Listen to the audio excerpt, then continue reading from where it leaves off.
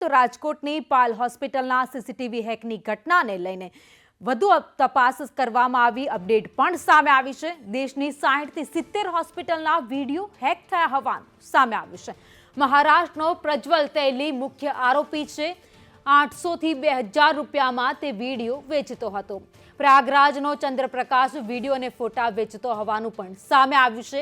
હેકરના IP address Romania અને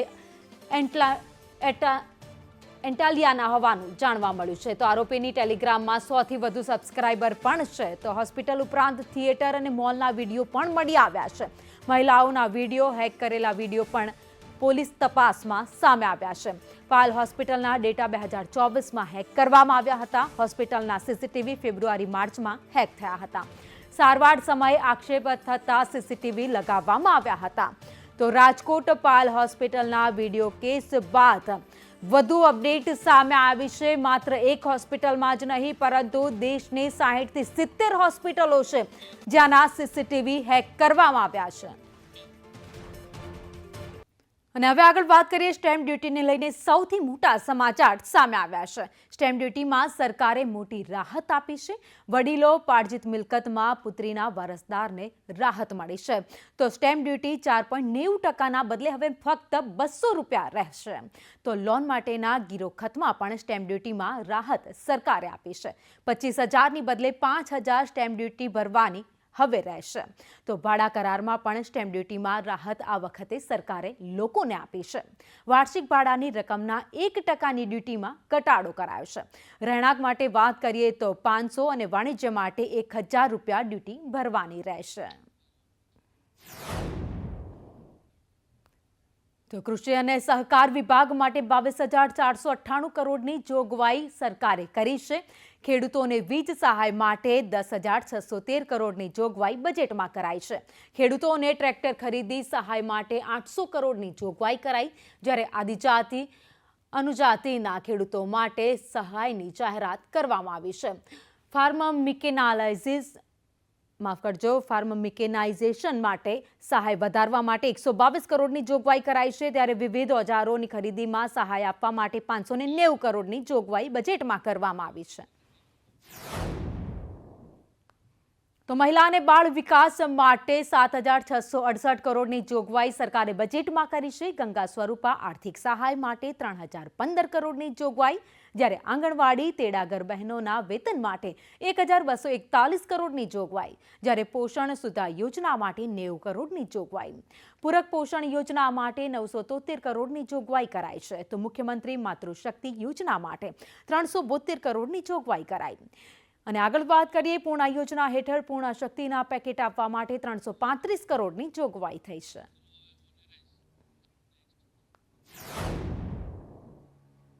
અને આગળ વાત કરીએ નાણામંત્રી કનુભાઈ દેસાઈએ રાજ્યના ઉદ્યોગ ધંધા સહિત અનેક ક્ષેત્રે બજેટમાં મોટી ઘોષણાઓ આજે કરી છે। ત્યારે અંકલેશ્વર, સરીગામ, વાપી અને સુરત ખાતેના ચાલુ તેમજ અમદાવાદ, જંબુસર અને સાયખા ખાતેના નવા ડીપસી પ્રોજેક્ટ માટે ₹785 કરોડની જોગવાઈ બજેટમાં કરવામાં આવી છે। અને આ સાથે જ ભરૂચના જંબુસર ખાતે બલ્ક ડ્રગ પાર્ક વિકસાવવા માટે પણ બજેટમાં જોગવાઈ કરાઈ છે। જંબુસરને બલ્ક ડ્રગ પાર્ક જે અહીંયા આવેલું છે તેના વિકાસ માટે 515 કરોડ જે સરકારશ્રી અને મુખ્યમંત્રીશ્રી અને નાણામંત્રીશ્રીએ જે ફાળવેલ છે તેને અમે ખૂબ આવકારીએ છીએ। તેમજ બલ્ક ડ્રગ પાર્કના વિકાસથી સ્થાનિકોને જે નોકરી રોજગાર અર્થે જંબુસરથી દૂર ઘણી 50-60 કિલોમીટર દૂર જે જવું પડે છે તે નહીં જવું પડે ને અહીંયા જ ધંધો રોજગાર મળી રહેશે। અને એમ પણ ભારતીય જનતા પાર્ટી સામાન્ય વ્યક્તિઓને કઈ રીતે સદ્ધર થઈ શકે અને કઈ રીતે એમની આવક વધી શકે એના માટે કાર્ય કરતી રહે છે। બજેટ જે રજૂ થયું એમાં જંબુસરના બલ્ક ડ્રગ પાર્કને 515 કરોડ રૂપિયાની ફાળવણી થઈ, તે બદલ સરકારનો ખૂબ ખૂબ આભાર। તો નાણામંત્રી કનુભાઈ દેસાઈએ રજૂ કરેલા 2025-26ના બજેટને મુખ્યમંત્રી ભૂપેન્દ્ર પટેલ અને પ્રવક્તા મંત્રી ઋષિકેશ પટેલે આવકાર્યું છે। મુખ્યમંત્રી ભૂપેન્દ્ર પટેલે ગુજરાતના બજેટને વિઝન વિકસિત ગુજરાતનું મિશન જનકલ્યાણનું બજેટ ગણાવ્યું છે। મિશન જનકલ્યાણની પ્રતિબદ્ધતા દર્શાવતું બજેટ આજે નાણામંત્રી શ્રી કનુભાઈ દેસાઈએ વિધાનસભામાં રજૂ કર્યું છે। નાગરિકોના માથે કોઈ પણ નવા કરનું ભારણ નાખ્યા વગર રાજ્યના વિકાસની નવી ઊંચાઈઓ સર કરનારું આ વિઝનરી બજેટ છે. આ વખતે 3,70,000 કરોડનું જે બજેટ રજૂ કર્યું છે એમાં સમાજના તમામ વર્ગોને ક્યાંક ને ક્યાંક નાના મોટી દરેક જગ્યાએ જે વ્યક્તિ, ચાહે ખેડૂત છે, ચાહે ફિશરીઝ છે, ચાહે મહિલા છે, ચાહે બાળકો છે, એજ્યુકેશન છે, હેલ્થ છે, દરેક ક્ષેત્રની અંદર લોકોને રાહત આપનારું અને અનેક નવી યોજનાઓ સાથે પોષણથી લઈ અને માતા મૃત્યુ અને બાળ મૃત્યુ સુધીની ચિંતા કરનારું આ બજેટ. અને હવે અન્ય સમાચારની વાત કરીએ તો પૂર્વ સાંસદ દિનુ સોલંકીના કલેક્ટર પર મોટા આક્ષેપ છે. રાજકોટમાં 20 કરોડના ફાર્મનું નિયમ વિરુદ્ધ બાંધકામ કર્યું છે તેવા આરોપ લગાવ્યા.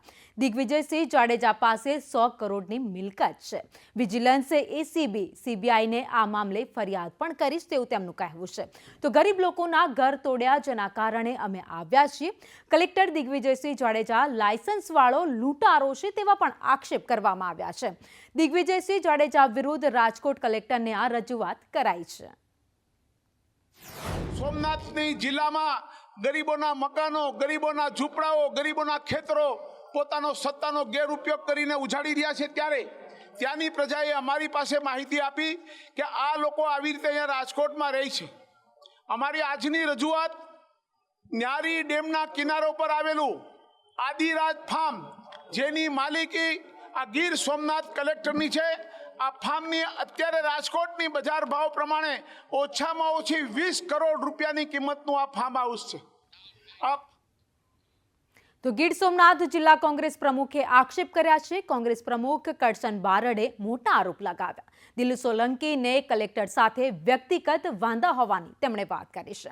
દિનુ સોલંકીની પાંજરાપોળની જમીન ખાલસા કરતા વાંધો થયો છે. 1 વર્ષથી કલેક્ટર ડિમોલેશન કરી રહ્યા છે.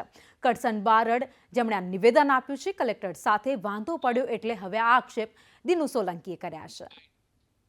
દિનુભાઈ અને પોતાને કલેક્ટરને કોઈ પોતાને બંનેને ગમે તકલીફ હોય, એમ વાંધો હોય, અથવા અમને એવું લાગે છે કે દિનુભાઈની જે જગ્યા છે 320 એકર એ કોર્ટમાં ને થઈ અને પછી અહીં આવ્યું પાછું અને આ કલેક્ટરે કંઈક ખાલસા કર્યું કે જે કાંઈ હોય, અને એને હિસાબે દિનુભાઈ કલેક્ટરને ફેરવીને સીધા નગરપાલિકામાં લઈ આવ્યા. એ બંનેનો આંતરિક વાંધો છે અને જિલ્લામાં લઈ આવે. તો કેમ દિનુભાઈ આવું કહ્યું? દિનુભાઈને પોતાની જમીનની વાત છે એટલે આખા ગીર સોમનાથમાં લઈ આવે. અને હવે વાત સુરતની કરીએ, જ્યાં ફાર્મ હાઉસમાં હાઈ પ્રોફાઇલ પાર્ટી પર રેડ પાડવામાં આવી. કાપડના વેપારીઓની ફાર્મ હાઉસમાં દારૂ પાર્ટી ચાલી રહી હતી.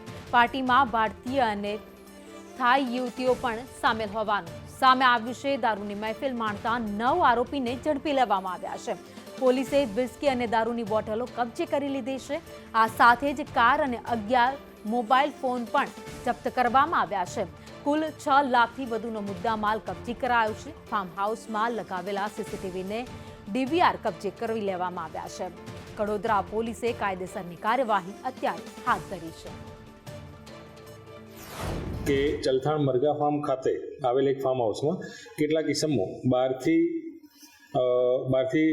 દારૂ તથા છોકરીઓ લાવી અને મહેફિલ માણી રહેલ છે તેવી માહિતી આધારે પોલીસ સ્ટાફના માણસો સાથે બાતમીવાળી જગ્યાએ રેડ કરતા ફાર્મ હાઉસની અંદર નીચેના ભાગે આવેલ રૂમમાં કુલ હોલની અંદર 9 પુરુષ ઇસમો દારૂની મહેફિલ માણતા મળી આવેલ, તેમજ તેમની પાસે 3 મહિલાઓ પણ હાજર મળી આવેલ, જેથી તેમની પાસેથી અલગ અલગ કંપનીના 11 મોબાઈલ ફોન કિંમત ₹1,35,000 તથા અર્ટિગા કાર કિંમત ₹5 લાખ તથા વિસ્કી તથા બિયરની બોટલો મળી કુલ ટોટલ 6,37,200નો મુદ્દામાલ કબજે તેમના વિરુદ્ધમાં કરવામાં આવેલ છે.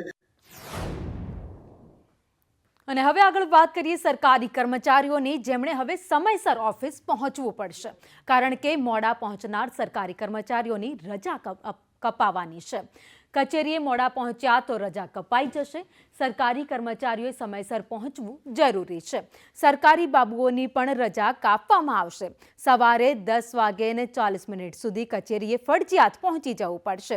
કચેરી છોડવાનો સમય સાંજે 6:10 રહેશે. સવારે મોડા આવ્યા તો રજા કપાશે અને સાંજે સમય કરતાં વહેલા જતા રહેશે તો પણ રજા કપાશે. અડધા દિવસની રજા કાપવામાં આવશે. વહીવટી વિભાગ દ્વારા આ નિર્ણય કરવામાં આવ્યો છે.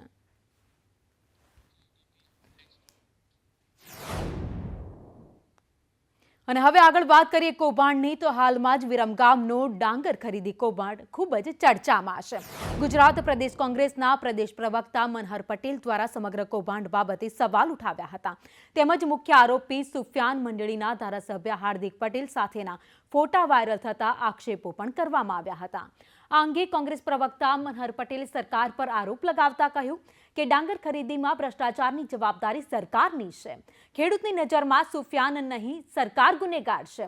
ત્યારે બીજી તરફ ધારાસભ્ય હાર્દિક પટેલનું નિવેદન પણ સામે આવ્યું, જેમણે પોતાના નિવેદનમાં કહ્યું કે પુરવઠા વિભાગ દ્વારા કરાયેલ ડાંગર ખરીદીમાં ખૂબ જ મોટા પ્રમાણમાં ઘટ જોવા મળી હતી. ત્યારે ખેડૂતોને પૈસા ન મળતા ખેડૂતો વિરોધ કરી રહ્યા છે. તેમનો વિરોધ વ્યાજબી છે. ની ખરીદી જ્યારે પણ થઈ એ પુરવઠા વિભાગ દ્વારા ખરીદી કરવામાં આવે છે અને પુરવઠા વિભાગ દ્વારા જે ડાંગરની ખરીદી કરવામાં આવી એમાં ખૂબ મોટા પ્રમાણમાં ઘટ પણ જોવા મળેલી છે. હવે સ્વાભાવિક છે, જે ખેડૂતોએ ડાંગર નાખ્યું હોય એમને પૈસા ન મળ્યા હોય તો એ વિરોધ કરતા જ હોય અને એ લોકો જે વિરોધ કરે છે વ્યાજબી વિરોધ છે. કોઈ સુફિયાન મંડળી નામના ભ્રષ્ટ લોકોના મોઢા જોઈને વિરમગામ દેત્રોજને માંડલના ખેડૂતોએ ડાંગર નથી વેચી. માત્ર ભાજપાની સરકાર ઉપર ભરોસો મૂકી અને ડાંગર વેચી છે અને ભાજપાની સરકાર એને ડાંગરનો ભાવ આપતી નથી. અમારી ફરી ફરીને લાગણીને માંગણી છે, જે ખેડૂતોએ તમને ડાંગર આપી છે, વેચી છે, એને તમે પૈસા આપો. અને હવે વાત શહેરા તાલુકાની કરીએ, જ્યાં નળ સે જલ યોજનામાં ભ્રષ્ટાચારને લઈને 92 ગામની મહિલાઓ હવે મેદાને આવી ગઈ છે. મહિલાઓએ રેલી યોજી કલેક્ટરને આવેદનપત્ર આપ્યું હતું અને રજૂઆત કરી હતી. શહેરા તાલુકાના મોટા ભાગના ગામમાં નળ તો આપવામાં આવ્યા છે, પરંતુ પાણી ના અપાવે આવનાર ઉનાળામાં મોટી આપદા થાય તો નવાય નહીં. છેલ્લા 2 વર્ષથી નળ સે જલ યોજના પૂર્ણ કરવામાં આવી છે, છતાં પાણી ના આવતા મહિલાઓએ રજૂઆત કરી હતી. સે નળ યોજના માટે આવ્યા છીએ તો કલેક્ટર સાહેબને અમે આવેદનપત્ર આપ્યું છે, તો કલેક્ટર સાહેબ જલ્દીથી જલ્દી અમારું નિરાકરણ લાવે. શું સમસ્યા છે? શાનું આવેદન છે? પાણીનું. ગામમાં શું સ્થિતિ? ગામમાં એ સ્થિતિ કે નળ સે જલ જે સાહેબ ચકલીઓ મેળવામાં આવી છે એ ચકલીઓ આપણે પ્લાસ્ટિકની છે અને આપણે ધક્કો મારીએ ને તોય સાહેબ પડી જાય એ રીતની છે. એટલે સાહેબ હારી પાઇપો નખાવો અને જલસે નળ પાણી ચાલુ કરો, મળવું જોઈએ, પહોંચતું નથી. સુરતમાં અશ્વિની કુમાર રોડ પર સરસ્વતી સ્કૂલમાં આગનો બનાવ બન્યો છે. લાઇબ્રેરી રૂમમાં એસી ચાલુ કરતા ધડાકા સાથે આગ લાગી હતી. આગ લાગતા શાળામાં ભયનો માહોલ જોવા મળ્યો. ફાયરની ટીમ તાત્કાલિક ઘટના સ્થળે પહોંચી અને ભારે જહેમત બાદ આગ પર કાબુ મેળવી લેવામાં આવ્યો હતો. જોકે શાળામાં 800 વિદ્યાર્થીઓ અભ્યાસ કરતા હતા, પરંતુ સદનસીબે કોઈ મોટી જાનહાનિ નહોતી સર્જાઈ.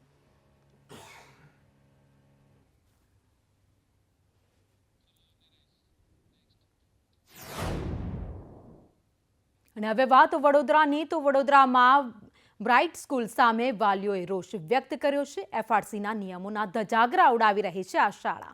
નિયમ મુજબ 36,000 ફી નક્કી કરાઈ છે. શાળા 42,000 થી 45,000 સુધીની ફી વસૂલી કરે છે. ફરી એકવાર શાળાની મનમાની સામે આવી છે અને વડોદરા પેરેન્ટ્સ એસોસિએશન મેદાનમાં છે.